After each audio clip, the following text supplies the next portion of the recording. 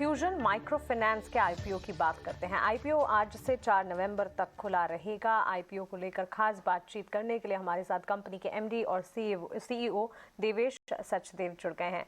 देवेश जी, स्वागत है आपका 18 आवर स्वदेश पर। अपना समय देने के लिए आपका शुक्रिया। एनपीए के फ्रंट पर अगर देखें, Q1 FY22 से लेकर Q1 FY23 तक आपके क्रॉस एनपीए और नेट एनपीए में कटौती हमने देखी है। आगे चलकर गाइडेंस एनपीए को लेकर क्या होगा on a longer term basis?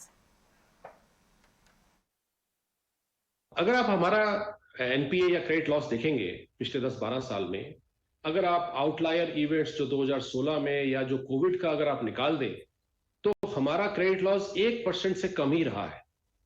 Covid के टाइम में अगर आप 21-22 में देखेंगे, अगर आप ये देखेंगे कि जिस कस्टमर को हम सर्व करते हैं रूरल एरियाज में, हमारी सारी महिलाएं हैं जो स्मॉल माइक्रो एंटरप्राइजेस, ये एस्पिरेशनल लो इनकम, बड़े ही लो इनकम हाउसहोल्ड को हम टारगेट करते हैं। और उसके बावजूद भी अगर आप देखेंगे, लास्ट ईयर मेरा जो क्रेडिट लॉस रहा है वो 4% रहा है, 4.32%, जो अगर आप कस्टमर सेगमेंट के अकॉर्डिंग देखेंगे तो ये बहुत ही अच्छा है मेरे हिसाब से। हमें उम्मीद है कि हम जिस तरह से हमने अपनी कंपनी को बनाया है, हम जैसे डाइवर्सिफाइड हैं, 19 राज्यों में है, 370 डिस्ट्रिक्ट्स में है, किसी भी राज्य में 20% से ऊपर मेरा पोर्टफोलियो नहीं है, डिस्ट्रिक्ट कैप्स है, विलेज कैप्स है, और हम बड़े प्रोसेस ड्रिवन कंपनी है। आज भी देखिए हमारा एवरेज आउटस्टैंडिंग कस्टमर के साथ 25,000 है, एवरेज डिसबर्समेंट साइज करीब 36,000 का है। हम जो कोर प्रिंसिपल है उसको फॉलो करेंगे, और इसी का कारण है कि सेक्टर में फ्यूजन, इन सारे आप अगर पॉइंट्स को देखेंगे, हमने बेटर नेविगेट किया है, और हमें उम्मीद है कि हम इसी तरह से आगे बढ़ते जाएंगे। बिल्कुल सही कहा आपने। Mister Devesh, credit cost scenario की अगर बात करें, इसे लेकर किस तरह की स्ट्रैटेजी है, गाइडेंस क्या है, प्रोविजनिंग को लेकर अगर आप कोई सेंस हमें दे पाएं? हमारी जो प्रोविजनिंग पॉलिसी है उसके अंदर जैसे ही कस्टमर 90 दिन में का ड्यू होता है, हम 100% प्रोविजनिंग करते हैं। हम बड़े एग्रेसिव हैं, बड़े प्रूडेंट हैं इसमें।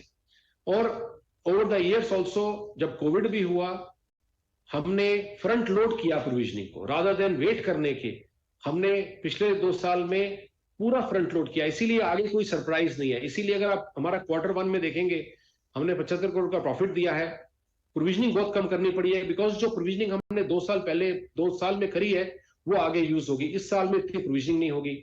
और आप अगर हमारा, जैसे मैंने बताया, क्रेडिट कॉस्ट भी देखेंगे, अगर ये आउटलायर्स को निकालें, तो अगर मैं पिछले कुछ सालों का आपसे अगर क्रेडिट कॉस्ट की बात करूं, तो हमारा देखिए 2019 में हमारा क्रेडिट कॉस्ट 1.10 था, 2020 में 0.98 था, 2021 में 0.70 था। ये आउटलायर्स को छोड़ दें तो ये देखिए ये हमारा क्रेडिट लॉस रहा है। और हमें उम्मीद है कि हम इसी प्रिंसिपल से, इसी कोर प्रिंसिपल से चलेंगे ताकि अपनी पोर्टफोलियो क्वालिटी को अच्छा मेंटेन कर पाए। बिल्कुल मिस्टर सचदेवा, आपका बहुत शुक्रिया हमारे साथ जुड़ने के लिए, सवालों के जवाब देने के लिए, और अपने आईपीओ के लिए, कारोबार के लिए, विस्तार के लिए आपको ढेरों शुभकामनाएं।